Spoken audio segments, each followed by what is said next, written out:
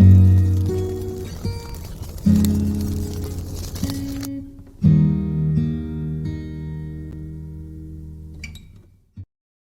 going on, everybody? This is Fandom Empire. I'm Sean. That's Tommy. And Winchesters the Winchesters episode 2 is in the books. It is Wednesday now, just after 8 p.m. Eastern time. I apologize for there not being a non-spoiler review of the episode. It's been the craziest 2-week period at the channel all year in terms of content creation. And I'm exhausted to the point my eyes are literally fluttering as we do this video. But I finally had a chance to see it. Push through. Keep going. I'm pushing, damn it. Finally had a chance to see the episode, man. I fell asleep, and this is not like a shot at it. I just legitimately fell asleep during it last night because I was exhausted. And then I came to around 3:00 in the morning, and I'm like, oh shit. I fell asleep during the episode. And then I'm like, do I step for Andor yet? Nope, not doing it. So I watched it this morning after my morning shift at work. And here we are to discuss it. Our full spoiler review of the Winchesters episode 2. So if you haven't seen it, get on out of here, come back. And by the way, if you're new to the channel, click that subscribe button. We're going to be doing Winchesters and Supernatural content from now on. Probably be shorter videos. You know, I can't see us doing any 2-hour stream unless there's the demand for it at some point. But click subscribe, slash that like button, leave a comment. Let us know what you thought of the Winchesters episode 2. And our multiple choice question for this video, albeit there's no graphic, which episode did you like better? Did you like the pilot or did you like episode 2? Let us know in the comments section down below. Tommy, what are your non-spoiler thoughts really quickly in about 60 seconds of the Winchesters episode 2 before we dive into spoilers? So this episode took a few twists and turns. I have a good guess of when you fell asleep. We'll get to that soon. It was different than the pilot, that's for sure. Some parts were less than my favorites. Some parts I really enjoyed. We're still heavy on the Supernatural Season 1 nostalgia, and we're going to be sticking with that, I think, all season. I'm really enjoying it, and I can't wait for what comes next. Oh, you might be more positive than I am on this episode. So I said some parts were not my favorite, but the episode overall, it's still supernatural nostalgia. I'm enjoying it. I thought there were parts of this episode, specifically the beginning. This isn't really a spoiler when they're in the warehouse, where if you think back to Supernatural season 8, when Jeremy Carver comes in, and this is post Leviathans, and that 8, 9, 10 area with him, it kind of felt like that early on, and then the back half of the episode started to feel like Supernatural season 1 again, and then there's a part in the middle that's just kind of odd, but yet I also still understand it. So it was a mixed bag for me. It wasn't a bad episode. It wasn't a great episode. It was an okay episode of TV that happens to take place in the Supernatural universe. And, I think you probably wanted a bit of a stronger follow-up to episode 2, but all in all, I can't complain. It's not like if I was to compare this to every Supernatural episode ever, that I would say every Supernatural episode ever is better than this episode, because that I don't think that would be entirely accurate. It's a very well done episode with incredibly compelling character pieces in it, and character development in it too, might I add. And then we leave with a cliffhanger. So let's dive into the episode, though, man. What worked for you in episode 2 of the Winchesters? Well, before I forget about it, just a very odd thing I want to mention, and I'm probably alone in this, but something that stood out to me, and it's probably just supernatural flashback, is it's very weird seeing Mary in a white dress. Yeah, that didn't end well. Did you catch that? Yeah, I caught it. I caught it. It was an interesting choice, that's for sure. Don't go in that room, Mary. Legit the similar sleeve length too. I'm like, she is not wearing the same thing, right? That's a nightgown that she's wearing. Anyway. You know what the heartbreaking thing is? That's only 8 years from where the story begins, I believe. I haven't thought about it that much. I mean, I known it can't be too far, No, but no, it's a little longer than 8 years, but anyway, yeah, it's not like it's 20 years away or anything. so I'm gonna take a guess here and think that where this episode started losing you was when the crew goes to the compound, the camp, whatever. Look, this show takes place in 1972. For the lack of a better term, you got to expect, hippie-like behavior at times and events, and that alone didn't take me. Honestly, there are parts during that feel like the third Fear Street movie, that feel like some of the campy Friday the 13th movies.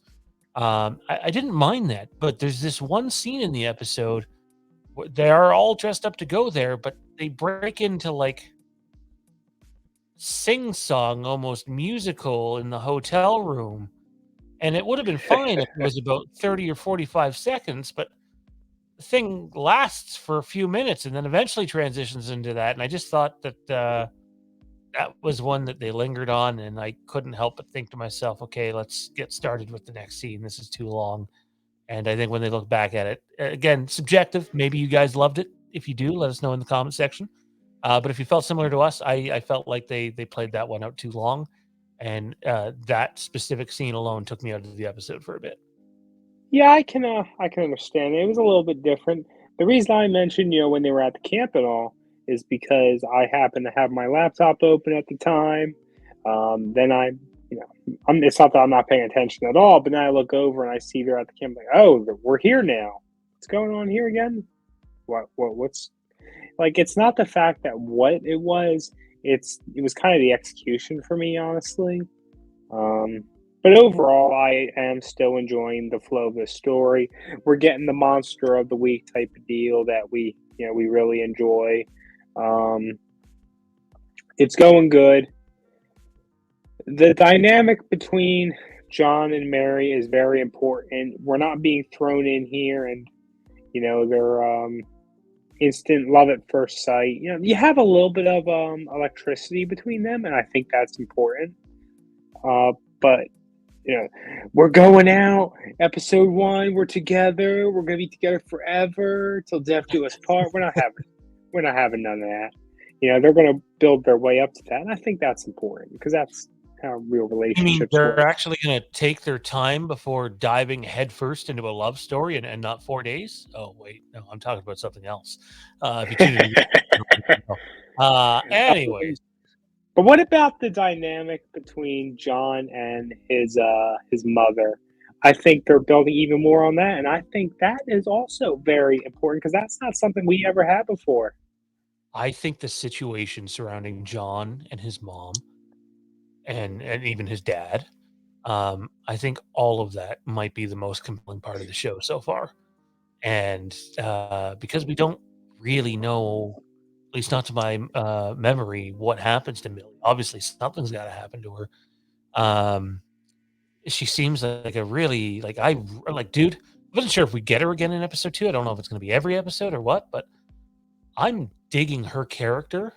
And let me tell you, as the guy that was never high on the mental letters, the whole idea that she was annoyed by that bush and Henry Winchester, her husband, obviously a mental letters guy, um, put that up there to protect the love of his life. Was the very like heart moving moment in the episode. I can't say I teared up, but it was cool and it added some depth to his character without him even being on screen.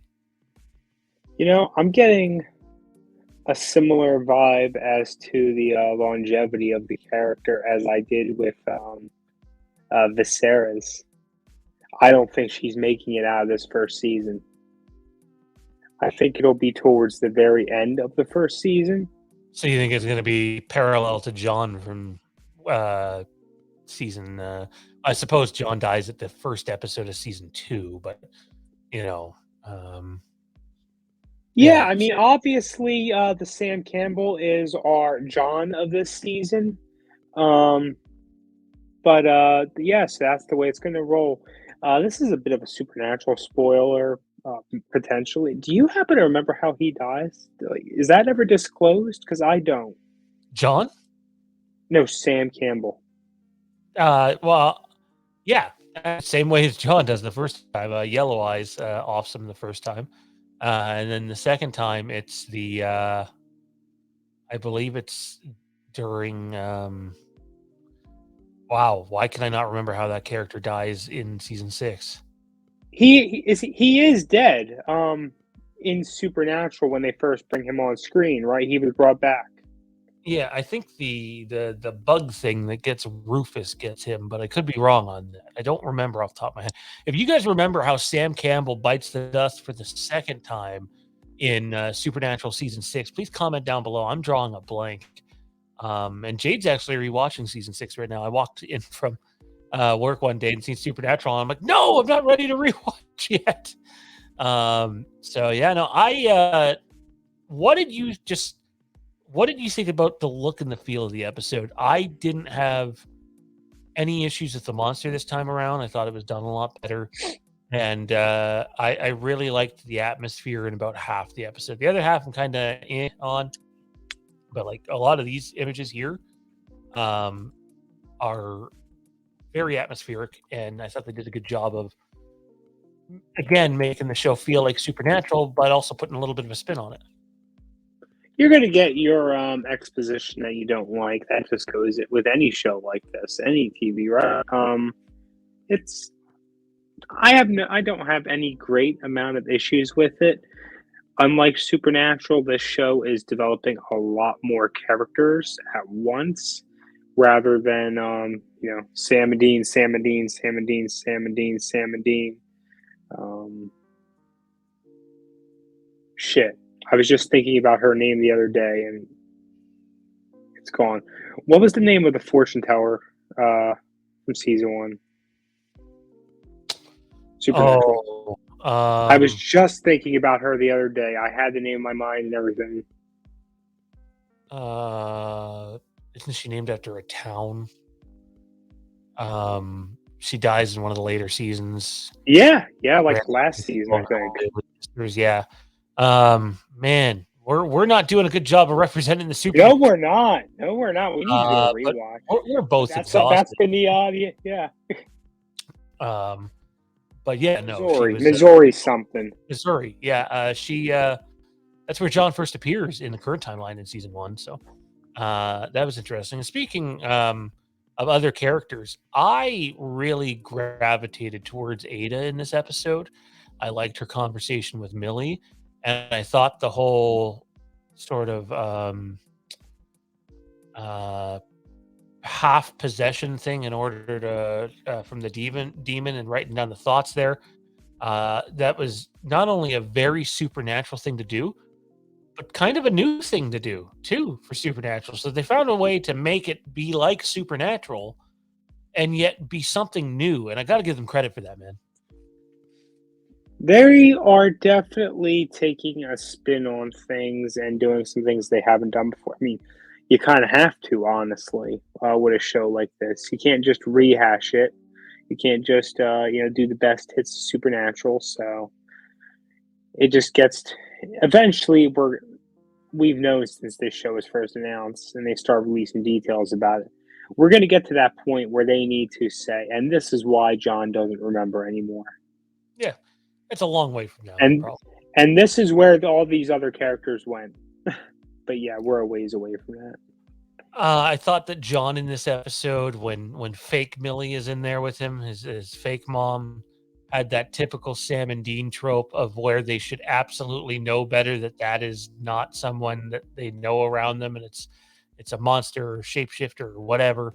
And I thought it was very noticeable that was definitely not his mom, but he never picked up on it, which I was okay with, because Sam and Dean make that mistake time and time and time again in Supernatural. So I don't know if that was a callback or intentional, but it definitely played off that way a little bit for sure.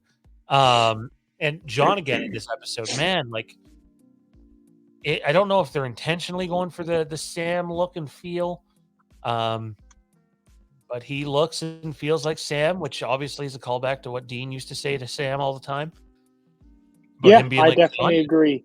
And again, I felt like Mary was like Dean in this episode. So like it feels like it's an intentional creative decision to go in that direction. Yeah, I absolutely agree. I think that dynamic is going to hold up of who is the Sam, who is the Dean. I think it's just very important for them to develop things like that. Being a prequel to the supernatural and all. So we're getting ready to wrap this episode up, and just to answer our own question from earlier, which do I like better, the pilot or this? I think hands down it's the pilot, right? Yeah. Yeah, the pilot is great. But I do think there's standout moments for characters in this episode, and I think Ada Sure. and Millie take monstrous steps forward in character development for both of them. And so some people might say it's a throwaway episode. I don't think it's a throwaway episode. I don't think it hits the way the pilot does. Mind you, there's no. I mean, you get Dean's voice at the beginning, and that's all we get of him in this episode, and that's good because you don't need to see Dean in every single episode. You're going to hear him in every episode. Show Dean a couple of times a season. That's more than enough. You know, if it's a 13 episode season, and he pops up 3 times. That's fine with me. Because I have a feeling this is eventually going to lead to Sam and Dean appearing in this show for some sort of big 2-part event. They definitely have the ability to go and do something like that. Which leads me to my question to you, man, and what's on everybody's mind. Who the hell was this? Because this felt intentional, and I have a feeling I know who it is. So this is the best shot I have of it. It's the hooded figure at the end. Um, who do you think it is? I think there was some guesswork with the show beforehand that Meg might make an appearance in this season. But honestly, I don't know. It could be someone entirely new. It could be someone we already know, and just because of the way the universe works, it could be someone we completely know, but in a completely different figure. I mean, that could be Crowley for all we know, right? So it can go any number of ways. Who do you think this is? Um, well, I'll be clear. I don't know for certain who it is, so I'm not going to sit here and be like, "Yeah, I totally know who that is." The truth is, I don't. However, however, I'm trying to pull up a picture here just so I can show the audience. Um, I think I know who it is, and I think it's going to make you happy and me less than so. Simply because I'm not a big fan of it. You already know where I'm going with this. No, I don't. I don't. Yeah, I seen that smile on your face. No, it's just because, yeah. Oh, yeah, you're gonna be unhappy. What else is new? Oh. So I believe this is It where is. this is the. I believe the hooded figure we see at the end of the episode is actually Rowena. I whether it's Rowena in the past or Rowena in current timeline remains to be seen. But I'm gonna go ahead and take a guess and say this is Rowena post the events of Supernatural, but she is back in time. That's where I think they're going with this. And That man, would be a what? very interesting way to tie it all together. Yeah, we know Ruth O'Connell wants to come back, and I do believe like it's guesswork, but I do believe that it's Rowena under the hood. So time will tell. I've been away from Supernatural for so long, I'd almost be okay with it. So, but I definitely want to see some other people pop up. Dude, final thoughts on this episode before we say bon voyage for the night. At this current point, it really feels like this episode, or rather this series, is taking kind of like a middle road. It's not a small world, but we're not in the big massive world supernatural yet. We're kind of like in the middle ground. I think over time that they're going to stitch a bigger picture, and I'm looking forward to seeing how it all fits in. Final question. Has the show been better than you thought it was going to be? I mean, this is a show I've been saying it's the show nobody asked for, and that holds up. But I think they're doing a good job of giving something to us. I think for many fans, it's definitely proving to be better than we thought it might be. Also, we didn't get a chance to touch on this. Ratings for the pilot, great. It was the highest series premiere on the channel. So that's great.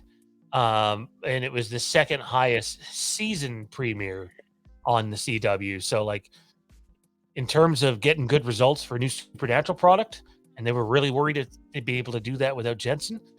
The pilot, anyways, responded very well. And for me, yeah, I'm still giving it a passing grade. So far, this show's been better than I thought it would be. Anyways, though, the question is, what did you guys and gals out there think of the Winchesters episode 2? Comment down below. Let us know what you thought of the gang. Let us know who you think's under the hood. Let us know what you thought of Millie and Ada and everybody else. And where do you want the show to go next? Comment down below. We would love to hear what you have to say. Don't forget to slash that like button, leave a comment, click subscribe to stay up to date with all of our Winchester and Supernatural content.